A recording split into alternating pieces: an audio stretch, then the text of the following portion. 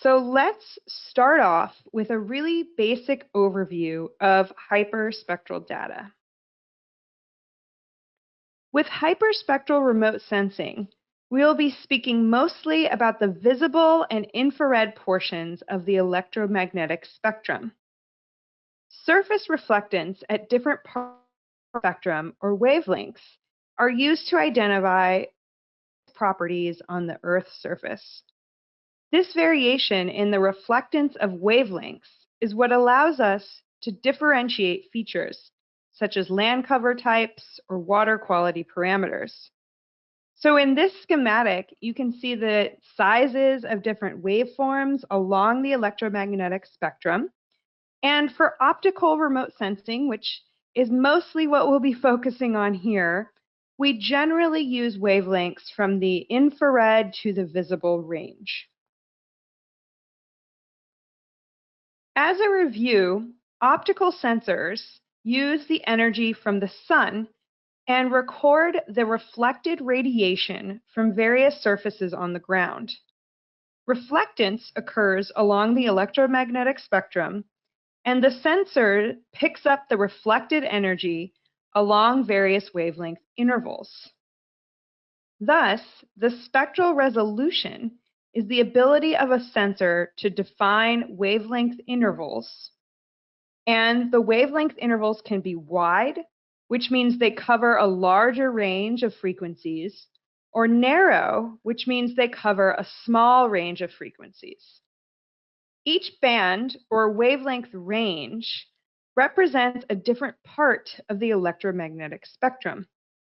So the finer the spectral resolution, the narrower the wavelength range for a particular channel or band. So you may be familiar with multispectral imagers such as Landsat. These measure the radiation reflected from a surface at a few wide separated wavelength bands. In the figure on the right, with the gray, you can see those wavelength ranges. With Landsat 8, for example, band 5, or the near-infrared band, has a wavelength range of 850 to 880 nanometers. So the range is 30 nanometers. Most hyperspectral imagers, on the other hand, measure reflected radiation at a series of narrow and contiguous wavelength bands. So the wavelength range for a hyperspectral sensor may only be 5 nanometers instead of 30. When we look at a spectrum for 1 pixel in a hyperspectral image, it looks very much like the spectrum that would be measured in a spectroscopy laboratory. This type of detailed pixel spectrum can provide much more information about the surface than a multispectral pixel.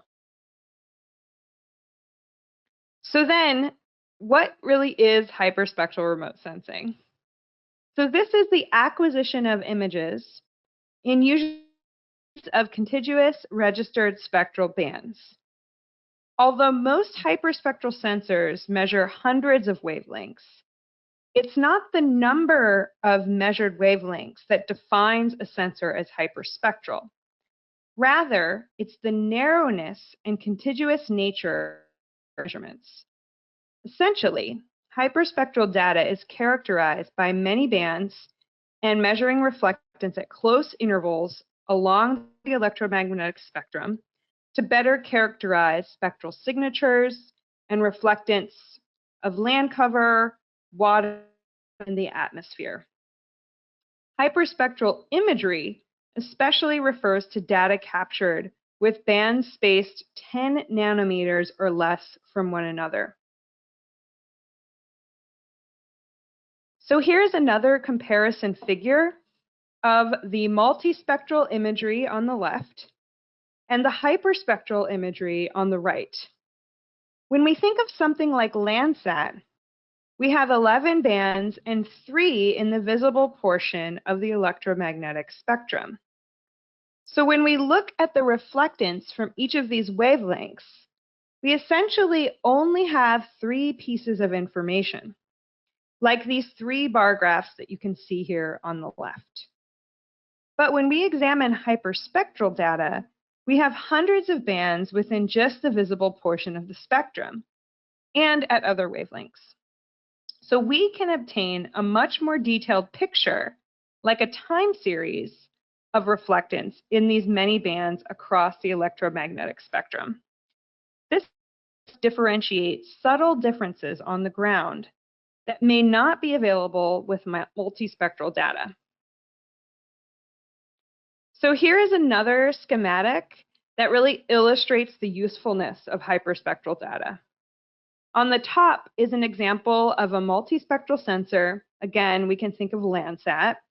And on the bottom is an example of a hyperspectral sensor. This outlines the wide and narrow wavelength ranges in the multispectral versus hyperspectral sensors. Notice how closely spaced the bands of the hyperspectral sensor are. The narrow bands of the hyperspectral sensor give us a lot more information to use. Much of the data currently available to the public is multispectral. So as I discussed, these are sensors like Landsat with a limited number of bands, and these usually have relatively high resolution and are usually global. Hyperspectral data, on the other hand, has the advantage of the increased spectral resolution. However, hyperspectral data sources are currently limited. A number of hyperspectral missions are ongoing and planned, but these data are not yet freely available over the same spatial scale as multispectral data, which we will discuss in much more detail later on in the lecture.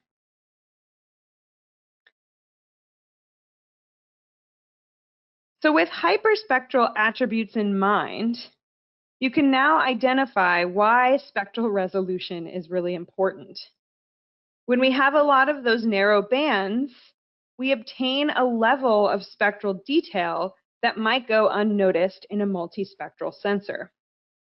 For example, you can see here 4 spectral signatures: pine woods in purple, grasslands in green, sand in black, and silty water in red. While you may be able to distinguish water from grasslands with a multispectral sensor, it might be difficult to distinguish different vegetation types from one another, such as the pinewood versus the grasslands, because, as you can see here, they are spectrally very similar. But with a hyperspectral sensor, you could clearly identify some of those differences in the pinewoods versus the grasslands. Because of this unique ability to identify many different spectral reflectance values across these narrow bands, there are many applications of hyperspectral data. And these include things like geology, invasive species, coastal and ocean monitoring, carbon monitoring, analyzing microbial life in the Arctic, and volcanic activity. And there are many more, actually. In this image, you can see how hyperspectral data can be used to distinguish different types of coral in order to conduct a robust classification. Here's another example of the ability of hyperspectral data to distinguish between different minerals. Just as iron and copper look different in visible light, iron and copper-rich minerals reflect varying amounts of light in the infrared spectrum. So this graph compares the reflectance of hematite, an iron ore, in blue, with malachite in green, and cryoscolla, the copper-rich minerals, in red, from 200 to 3,000 nanometers. So you can clearly see some of these differences.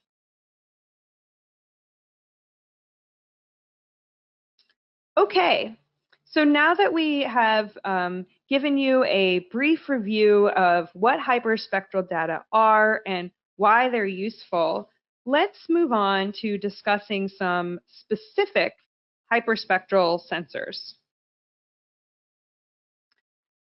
There are multiple satellite-based sensors, and these include EO1 Hyperion, which was a very popular system, and 2 test missions on board the International Space Station, or the ISS. These are the Hyperspectral Imager for the Coastal Ocean, or HYCO, and the Ecosystem Spaceborne Thermal Radiometer Experiment on Space Station, or EcoStress. There are others that are flown on airplanes, and these include the Airborne Visible Infrared Imaging Spectrometer, or AVIRIS, which has been flown throughout the world, and PRISM on board the Coral Reef Airborne Laboratory, or CORAL, and we'll discuss each of these specifically. So Hyperion is one of the most popular hyperspectral satellite systems, and it was launched in November of 2000 and was decommissioned in 2017. The Earth Observing 1, or EO1 satellite, was launched on November 21st, 2000, as a one-year technology demonstration validation mission. After the initial technology mission was completed, NASA and the USGS agreed to the continuation of the EO1 program as an extended mission.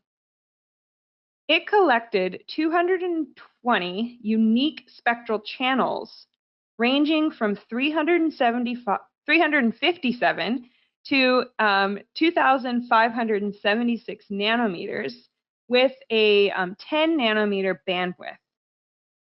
It had a spatial resolution of 30 meters for all the bands, and the standard scene width was 7.7 kilometers, so actually a pretty narrow strip.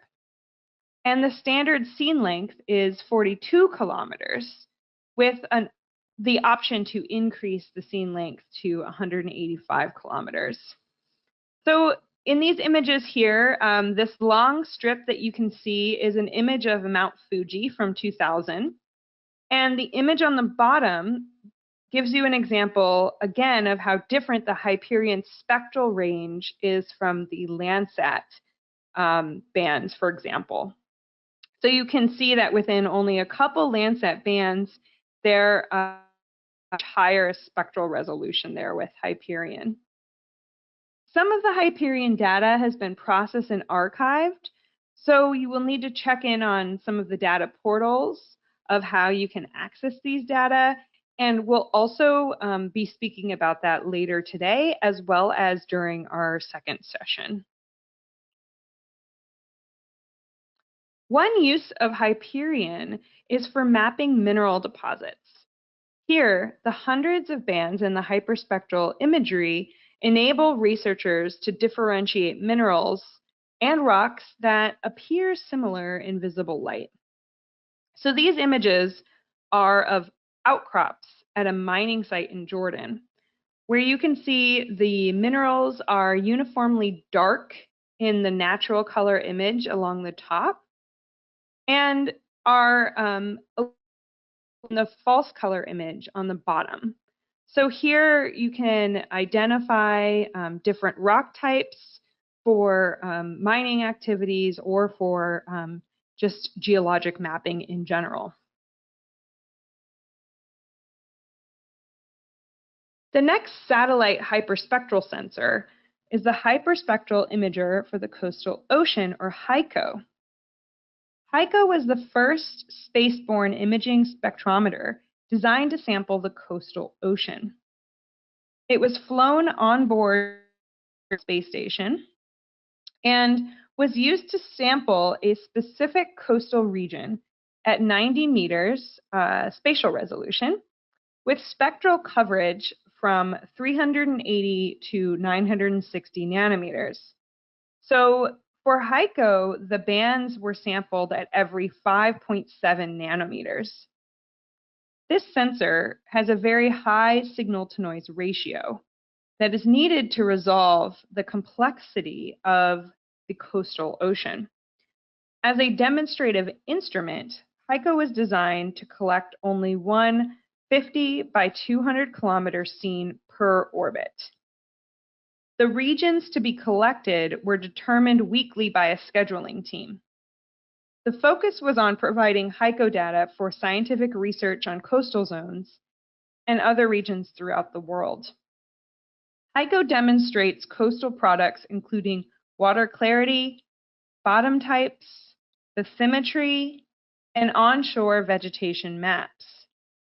During its 5 years in operation, HYCO collected over 10 scenes from around the world.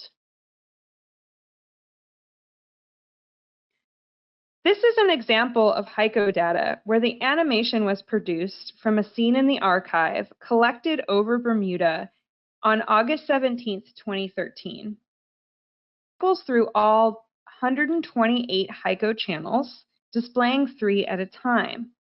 The slider on the right shows which channels were used for the red, green, and blue comparisons. No additional processing of the top of atmosphere radiances or the level 1 data were performed to make these images. So here you can really see how different bands highlight the various components of the island ecosystem, from land to shallow water to even the coral components. A newer satellite mission called the Ecosystem Spaceborne Thermal Radiation Experiment on the space station, or more commonly known as EcoStress, is also on board the ISS and measures the temperature of plants to better understand how much water plants need and how they respond to stress. While the optical portion of the sensor is multispectral, the thermal data and mission deployment will be used to benefit future hyperspectral missions as well. EcoStress was launched on June 29, 2018, and is still in operation.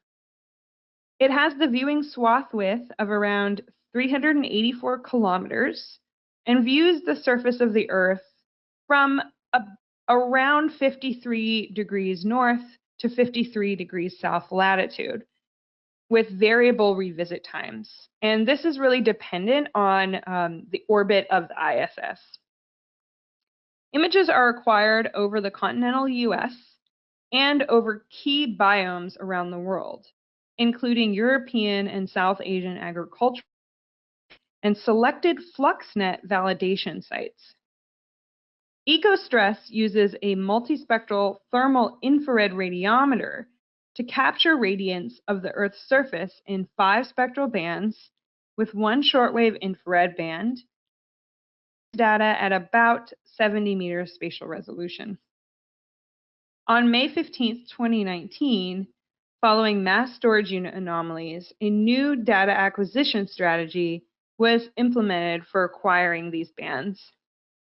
I also want to mention that we had a previous lightning session on EcoStress last year, in 2019, late in the year. And you can find that on the RSET website. So there's a lot more information to be had about EcoStress there. Just mentioning one application here of EcoStress, it is oftentimes used for monitoring drought. The Western United States has been in drought conditions that have extended from the summer and into the fall of 2020. EcoStress imaged the drought on October 16, 2020, and compared the same area to an image from EcoStress taken a year earlier. The images on the left zoom into Arizona and New Mexico border along the Navajo Nation. And this features the EcoStress Evaporative Stress Index, or ESI, which shows plant water stress. The inset image on the right zooms further into the region, showing circular agricultural fields that have been irrigated. The blue colors represent low stress and high water use, whereas the red colors represent high stress and low water use. Irrigation is able to alleviate plant water stress in many of the fields, while the surrounding landscape suffers from the drought. So the bottom image then shows the percent change in plant water stress from 2019 to 2020, which really highlights these differences. Okay, so moving on to some of the airborne sensors. The Airborne Visible Infrared Imaging Spectrometer, or AVIRIS, has been flown on 4 aircraft platforms: the NASA's ER-2 jet, the Twin Otter, the Scaled Composites Proteus, and NASA's WB-57. AVIRIS has flown in North America, Europe, portions of South America, and Argentina. AVIRIS collects data at 224 contiguous spectral bands with wavelengths from 400 to 2500 nanometers. And each band is about 10 nanometers in width. The main objective of AVIRIS was to identify, measure, and monitor constituents of the Earth's surface and atmosphere over a variety of landscapes. Research with AVIRIS is predominantly focused on understanding processes related to the global environment and also climate change. Here's an example of the use of AVIRIS data to monitor forest health. The hemlock woolly adelgid is a serious pest of eastern and Carolina hemlock in the United States. To inform management activities and to test the applicability of landscape-scale remote sensing to monitor hemlock conditions, the hyperspectral collections of AVIRIS were conducted alongside concurrent ground truthing in 2001 and 2012.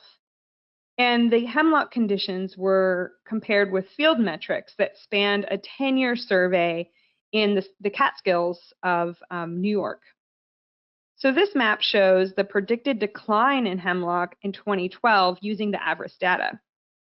The results from this study also indicated that there has been an increase in hemlock decline and mortality, but the decline is slow, so that with other long-term monitoring studies and with the spatial information provided here, continued management strategies can focus on a particular area to help control the further decline of hemlock in this region. Another airborne platform is the Coral Reef Airborne Laboratory, or CORAL, which was a 3-year mission from 2016 to 2019. CORAL acquired airborne data using the Portable Remote Imaging Spectrometer, or PRISM, and this instrument was installed in a commercial airplane Gulfstream. The goal of CORAL was to provide critical data and new models needed to analyze the status of coral reefs and to predict their future. CORAL provided the most extensive picture to date of the condition of a large portion of the world's coral reefs in a really uniform data set. The spectral resolution is from 349.9 to 1053.5 nanometers, and it had bands sampled at 3.5 nanometers.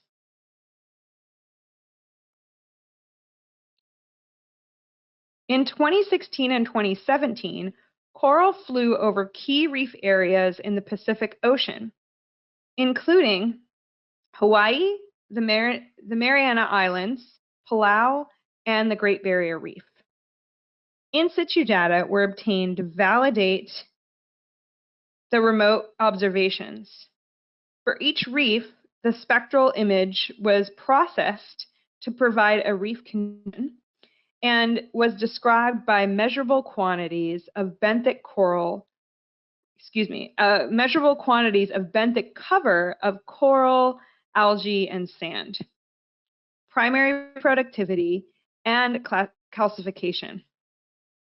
These reef condition parameters were analyzed quantitatively against 10 key biophysical parameters using new models to understand reef conditions today and predict reef conditions in the future.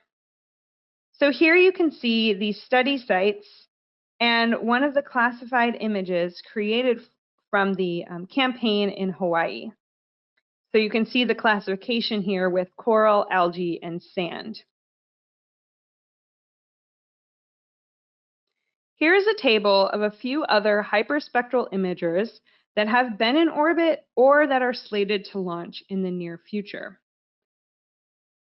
The first is Tiangong 1, which was in operation from 2011 to 2013 and was primarily used for land imaging over China. I do not believe these data are freely available. The second shown here is PRISMA, or the hyperspectral precursor of the application mission, and this was funded by the Italian Space Agency. This combines a hyperspectral sensor with a medium resolution panchromatic camera. In particular, the imaging spectrometer takes images with a pixel size of 30 meters in a continuum of spectral bands ranging from about 400 to 2500 nanometers. Next is Haisui, a Japanese space system, which is slated to also be on board the ISS. This project will verify its usefulness in various applications, such as oil resource exploration, and will be used to evaluate the potential of the instrument design for future mission. Next is NMAP, which is also scheduled to launch in 2021, and this is a German system with similar spectral and spatial resolution as some of the other sensors. Then we have Shalom, which is a joint mission between Italy and the Israel Space Agency, and that's planned for launch in 2022. And finally, the Hyperspectral X imagery, which is a French mission focused on soil, urban, and coastal applications. So you can see there is a lot in the works in terms of hyperspectral data. There are also a few upcoming NASA hyperspectral initiatives that will benefit from these various previous airborne campaigns. The first here is the Plankton Aerosol Cloud and Ocean Ecosystem, or PACE. And this mission will focus on the global oceans, the atmosphere, and terrestrial systems.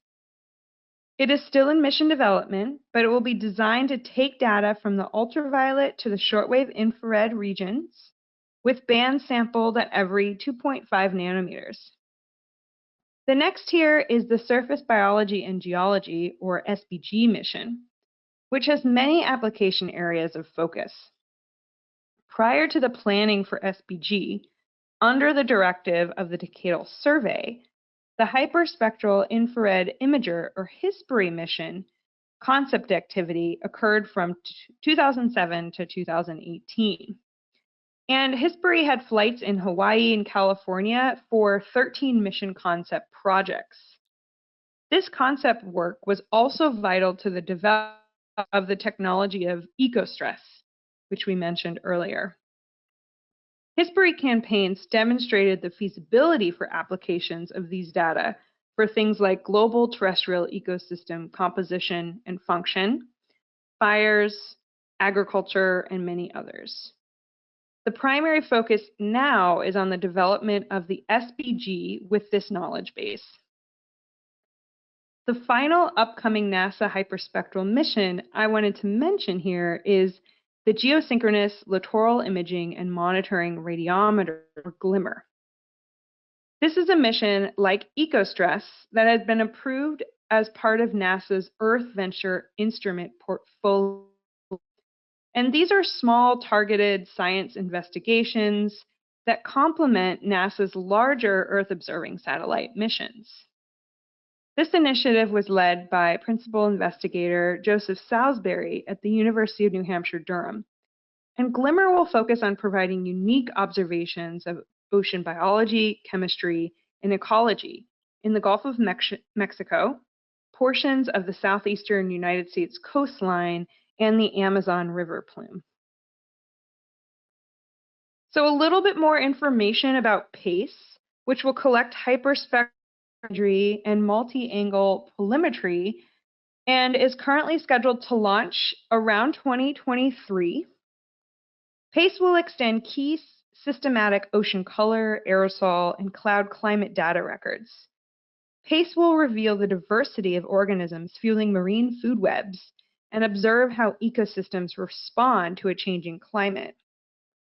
PACE is composed of 3 instruments, a hyperspectral imager being built in-house at NASA Goddard Space Flight Center, and this is called the Ocean Color Instrument, and 2 other contributed multi-angle polarimeters, HARP-2 from the University of Maryland and SPX-1 from a consortium of organizations in the Netherlands as well. The PACE Ocean Color Instrument, or OCI, will provide hyperspectral observation of the global oceans, atmosphere, and terrestrial ecology every 2 days at 1 kilometer spatial resolution at NADAR. OCI will observe from the ultraviolet through the visible and into the shortwave infrared, specifically at 340 to 890 nanometers, sampled at every 2.5 nanometers with a 5 nanometer resolution. HARP-2 will have a wide swath with 4 spectral bands across the visible and near-infrared spectrum, and SPX-1 will have a narrow swath with 5 viewing angles. So all 3 instruments will provide complementary data and will improve upon the collective understanding of Earth as a system of systems. PACE data will support 5 of NASA's applied research areas, including monitoring air quality and health, water resources, climate, ecological forecasting, and disasters. The PACE Applications Program engages with applied scientists to support innovative uses of PACE data and to complement and improve decision-making activities and provide practical solutions.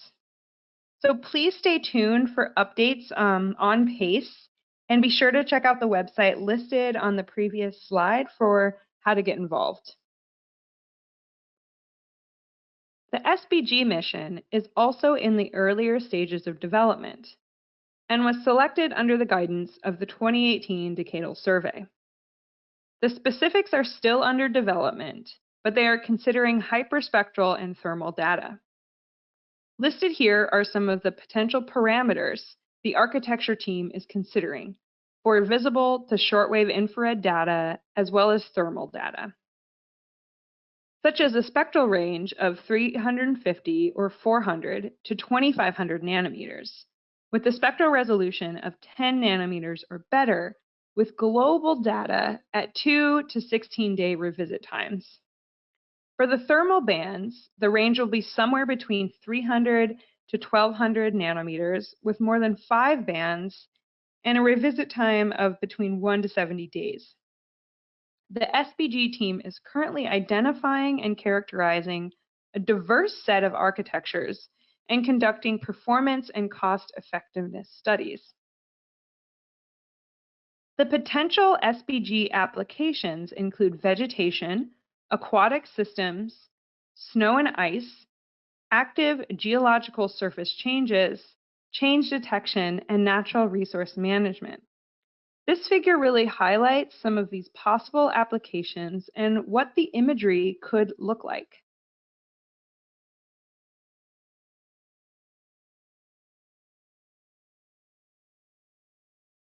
So the final section for today is to briefly discuss how to access and process the hyperspectral data. There are many places where you can access hyperspectral data, in particular those data made available by NASA and hosted by the USGS. These include the USGS Earth Explorer, GLOVIS, NASA Earth Data, as well as Google Earth Engine. For each of the data portals, you'll need an account to download data, but you can create an account for free. If you have worked with multispectral NASA data, these portals are probably pretty familiar to you. Data are also available through the USGS Land Processes Distributed Active Archive Center, or LPDAC. Here you can search for data depending on the application area, such as land processes or ocean biology. Here you can find AVRIS, HYCO, coral, and other hyperspectral data sets through the online resources of the DACs. In the next 2 sessions, we will be providing demonstrations of how to access and view the hyperspectral data for land and coastal systems. So do stay tuned for more information about that. Although there are various sources of hyperspectral data available, these data are much less widely available compared to other satellite products. The spatial extent of data is particularly limited when it comes to airborne missions and pilot or proof of concept missions, which there's been quite a few of so far. The airborne data are limited to flight paths set by mission goals. For example, the NASA Coral mission focused its flight campaign on key reef areas in specific island regions. The AVRIS land data is also available through various campaigns, but these scenes are limited by flight path and temporal resolution. These data will also likely be limited in the future for any flight missions that may have been grounded due to COVID-19. Data from satellite tests and proof of concept missions is also limited by the study area priority, oftentimes. So even if the sensor is capturing information over a larger spatial scale, those data might not be available in your region or globally. While some data acquired from these flights are not accessible from the NASA DACs, in some instances you can find assistants accessing data from the mission scientists as well. So it's quite different when we think about these data compared to the data of Landsat and MODIS, some of our most familiar satellites. There are some really unique limitations in terms of data availability that you need to consider. Another thing to consider is that hyperspectral data are made available at different processing levels. And these levels vary with respect to data acquisition and the sensors. In the case of AVRIS, there are levels 0, 1, and 2. The level 0 data is captured directly from the sensor. The level 1 data represents sensor radiance, whereas level 2 data is in the form of surface reflectance. In pre-processing, hyperspectral remote sensing data must be calibrated for systematic hardware defects and atmospheric effects in order to extract reliable information. To process and analyze these images, it's important to diminish the dimensions of the data while conserving the important information, especially because these data files can be so large.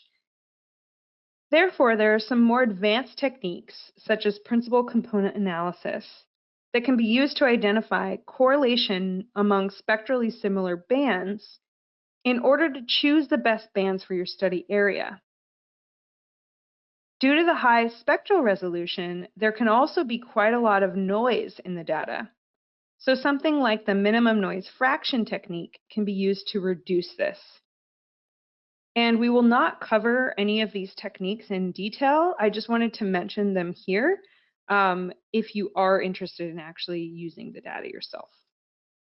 And the data can be processed in many different geospatial software systems, similar to multispectral data in some ways. So you can actually open these images and take a look at them in things like ArcGIS, QGIS, ENVI, AirDOS Imagine, Google Earth Engine, and even in R and Python. And this image here shows an example of Landsat data on the top left, and then various bands of Hyperion data on the other panels of the image. And this is shown in something very similar to these geospatial software systems. So due to the data specifics, there are some really important considerations to take into account when you're conducting data processing.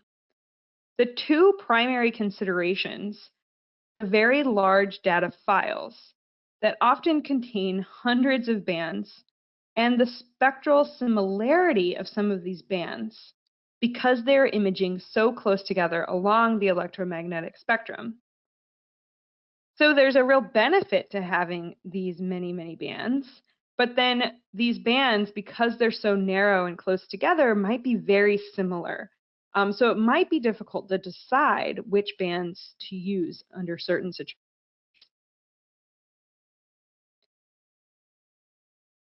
Also, you may need some additional computing power and storage, and you may need to really determine which bands are the most appropriate. And remember those two techniques I mentioned for selecting the correct bands and for dealing with the signal to noise issue. So this image here gives an example of the usefulness of removing some of that noise in the hyperspectral image prior to conducting the classification.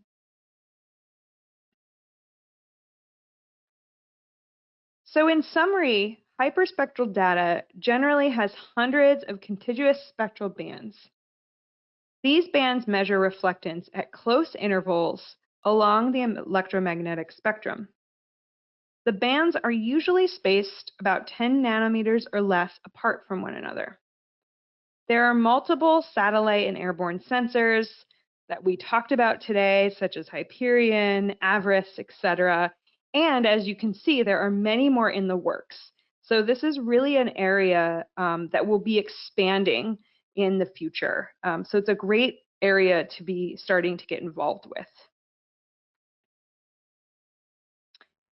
When using hyperspectral data, there are some really important considerations. The benefits are the ability to differentiate different vegetation types, as well as minerals, drought indicators, etc. But there are limitations in terms of the data set can be very large, and there is the potential for large signal to noise ratio, and the data are usually regional and not available globally. In the next two sessions, we will focus more on applications and case studies using hyperspectral data for land and coastal systems. So you can really get an idea of what these data have been used for in the past, what they could be used for in the future. And then we will also have two short demonstrations in sessions 2 and 3 on accessing and visualizing the hyperspectral data as well.